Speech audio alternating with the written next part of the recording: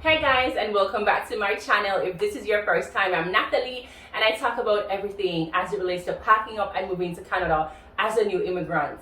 Now today's episode is slightly different because I'm actually talking about my wedding planning journey and sharing 5 things that shocked me about wedding planning when I just got engaged.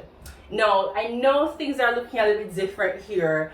My hair, definitely not my usual style, but my engagement photo shoot is in a couple of days and I'm going for a curly look. Hence the reason I washed my hair and put them in these long braids. I'm also not wearing my engagement ring because I had to go to the jeweler yesterday and they've done a little brush cleaning for me, and so I'm not able to wear my ring for a few days until the day of my engagement shoot. Anyways, in addition to that, I wanted a really nice look for my outfit. Well, we're doing 2 outfits for the engagement shoot, and I had one nice and all figured out. But then the second outfit, I wasn't quite sure what to do and I didn't want to spend a lot of money. So I'm going to show you what I came up with. Like, I've tried something that I've never tried before. So anyways, you know the drill. Let's go.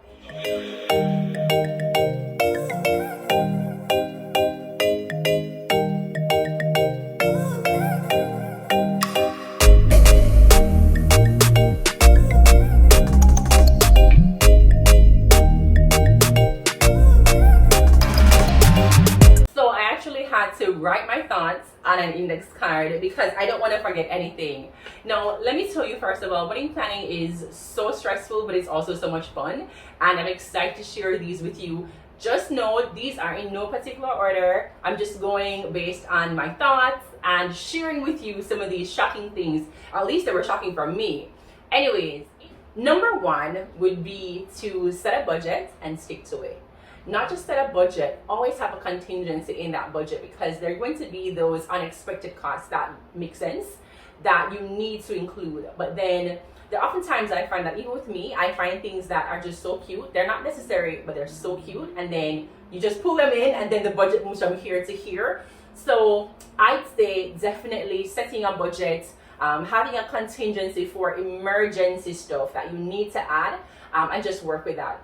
I'd also say that a part of the budgeting process requires of you to also look for deals, look for opportunities to cut your costs. So there are bridal expos, for instance. Jeff and I went to a bridal expo a few months ago, and there were vendors there with discounted rates or specials or stuff like that. So you definitely want to capitalize on those stuff that will really help you. I've also found online deals for things that are so expensive if I go into a store, but I've been able to find a little location online, probably somewhere across the world, with much cheaper prices, and then you can just ship that in and cut your cost already, because the budget is not just about you controlling what you've budgeted to not overspend, but finding opportunities as well to underspend where you can. So where you can cut costs, try to cut costs. Number 2, I'd say, would be the advanced planning and payments required. So we are months away from our wedding and we have spent thousands of dollars so far, and we're not even halfway through. So the fact is, people want to know that you're serious, and so they're going to give you a requirement to make a deposit. And oftentimes, because wedding planning isn't cheap at all, like nothing, when you say wedding, you say expensive, right? So you have to not say, okay, my wedding is going to be in June, or my wedding is going to be in December, or whenever it is, and you think that you can make payments closer to that time. No, you're going to be required to make deposits, sometimes up to 50% way in advance, to secure the booking. And let me tell you, you do not want to play. I was trying to book makeup artists recently, and I was having a rough time. Like, you have persons who they're not available, or they don't work certain days, or whatever it is, and so you want to do the advanced plan. You want to secure these people from very early on. And number 3 is the fact that a lot of wedding venues or reception venues have preferred vendors for different services. So definitely be mindful of that. I found a location that was perfect for us, perfect for our pocket as well. But their preferred vendors in terms of caterers was just not up our street. It didn't cater to our needs as Jamaicans, and so we had to just scrap that whole idea altogether and look into a vendor that had the location that would work for us as well as the meal options that would work for us. So definitely having to be mindful of that, because it can be annoying. Like, I don't want to taste bad food at my reception because I'm trying to find or use this location or that location. Hello, we don't have time for that. In number 4, photography, videography. Expensive. Hello, listen. Just the photography and videography for a wedding is, I would say, it's almost the bulk of the budget. Like, I don't know if I'm exaggerating because I don't have the figures in my head right now, but it's expensive. And I'm actually going a cheaper route where I'm not doing all day photography or all day videography. So you can just imagine, but it's super expensive. Just to even go and get our engagement photos taken, we had to pay a photography permit to the city to use the space. And that's not foreign here in Canada. And I'm pretty sure it's not really strange elsewhere. Like, maybe some places may provide, like, free spaces to take your engagement or wedding photos, but there are some places that you definitely have to dig into your pockets and pay them that money. Like, I remember I wanted to get our engagement photos taken at the Distillery District. That was the plan. And yeah, it's I think for just 2 hours it's like $400. So it's expensive, right? It is definitely expensive. But let me tell you, I think it's very important to not cheap out when it comes on to photography or videography, because the fact of the matter is that these are going to be photos and videos that you'll have for a lifetime.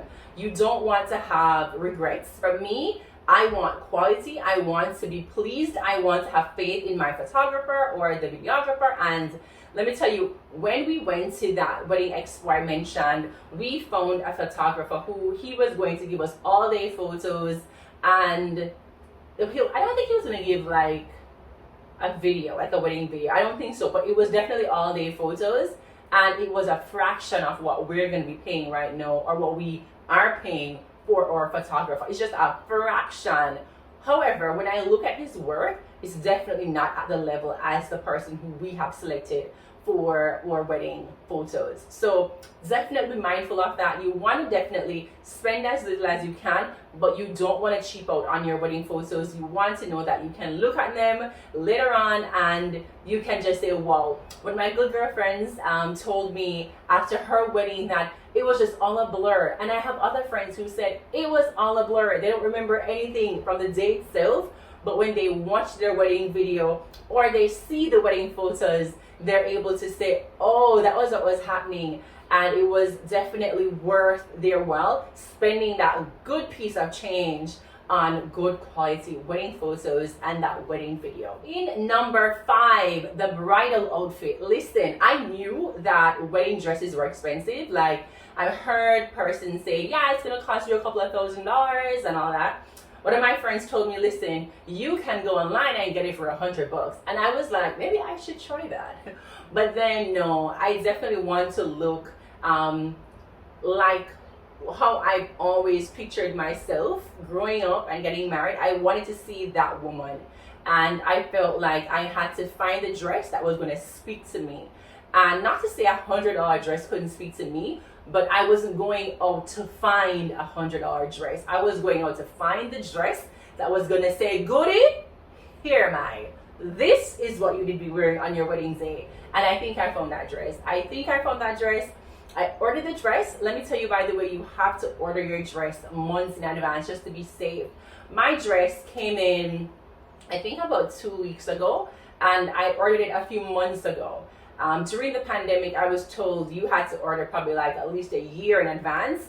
I did not do that because, of course, we're kind of at the end, hopefully at the end of the pandemic. And so my dress has come. It is beautiful. I spent a couple of $1,000 on my dress, but guess what made it so scary? The fact that one, alterations are a separate cost, and alterations will cost you like in the high hundreds and probably even more depending on how much you need done. I think for me, my dress fits really well. I think it's just a little bit longer than I perhaps need to be, and they don't want me to be tripping over myself. So I'm going to get the dress itself just hemmed a little bit, so you know it makes it fit a little bit better and I'm not tripping over myself. So I'm in love with it. But then to add to that, not just the alterations that I have to be factoring in right now, but even something as simple as a veil. Like the veil that I tried on, that I was in love with, it's gonna run me over $500. And I was like, "For a piece of mesh? You have got to be kidding me." And I looked at different places. I even went to David's Bridal trying to find a veil that would work for me. And I did find another veil similar to what I was in love with, but I think that was gonna cost me like $400 and something. I was like, no. I went online and I was able to find my veil for significantly less than that. Like, I got a deal online, let's just say that. The only thing I can add is that you want to watch your weight. I've gained a lot of weight since I tried my dress and made my order. And my wedding consultant, she saw me recently when I came, and she was like, "You need to stop gaining weight. Listen, just cooking is getting me fat, people. It's getting me fat, and I really need to work myself into shape to fit in that dress on our wedding day." I have a couple of months left, so I have to start working out again. I started going to the gym and then I stopped. I'm still paying my gym membership, so I need to get myself together. Listen, this dress thing, I did not realize was such a thing. Like, I have never gained weight so fast in all my life, and it's like I'm not stopping. So I need to stop, and I need to probably lose a little bit of certain areas, especially here. So that on the day I'll be looking spectacular. Anyway, speaking of how I need to be looking, hold on. So I mentioned to you before that my engagement photo shoot is in a couple of days, and let me tell you, I was going to reuse a dress that I've worn once. I love the dress so much that I was open to wearing it a second time. Not to say I don't wear clothes more than once, like, please, that's not what I'm saying. But like a fancy outfit, I was so committed to wearing that dress for the shoot that I actually removed the picture off my Instagram, right? you know that kind of style, ladies. Anyways, I said to myself though that, you only get married. Well, I am intending to only get married once, and so I don't want to wear anything I've worn before. I want to look really different. I also want a look that's really going to blend with the summery kind of look that's going on outside. I love nature. I love summer. We all know this. So I needed to get a new outfit. And I went on this site and I found a dress that I was completely in love with, but they didn't have my size. They didn't have my size, and to date, they still don't have my size back in stock. And so I had to look outside of the box, and I wanted to find something too that was really light on the pocket, given that I've been spending a lot on the wedding and it's just too much at this point. So a friend of mine from all the way back in high school, Rochelle, who has her own YouTube channel, please support her, by the way. Listen, Rochelle knows how to find all the juicy deals. And let me tell you, she has had some videos on her channel that have been all about Shein outfits. And I was like, Shein? Like, isn't Shein like a cheap kind of Ray brand or something? But listen, I checked out Shein and I got 3 outfits for the price of, I think it was actually less than I was gonna pay for the dress I was in love with. So I'm gonna show you the dresses. This one, first of all, is a beautiful green and white number. I definitely love colors that are bright. I'm a nice chocolatey girl, so I like colors that really complement my skin tone, and I think green is one of them. So this one, it kind of is like down to, I think, my calves. I think definitely not a full maxi, but it is beautiful. So this is how it is. And then the back, of course, you just tie. It has a lovely, I think it's 2 lovely splits. So this is definitely not probably what I'm going to wear for my engagement shoot, but I shall definitely be wearing it.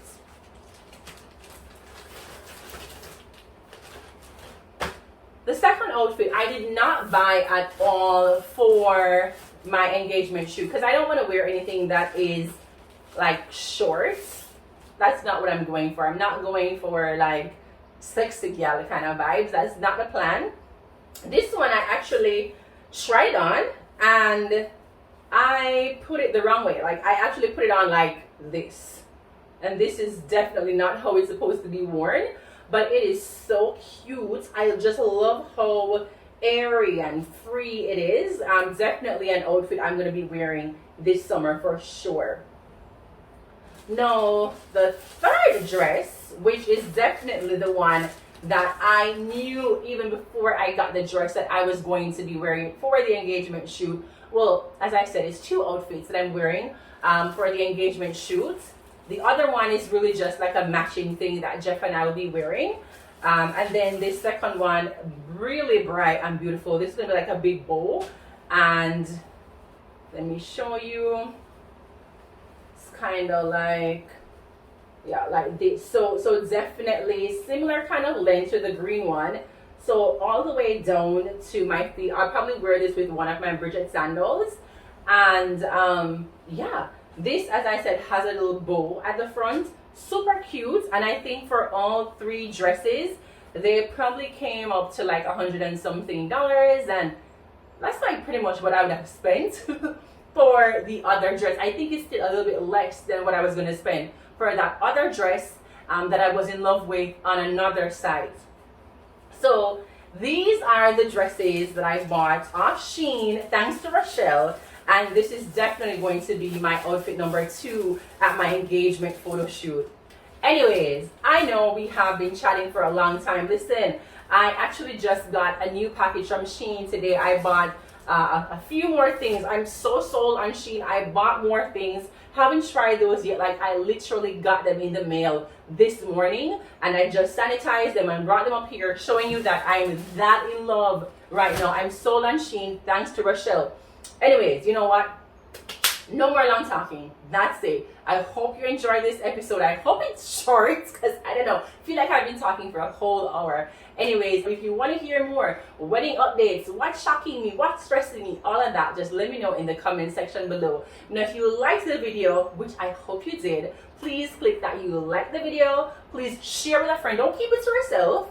Subscribe to my channel if you haven't already and ring that notification bell so you will not miss a beat when I post a new video right here on this channel.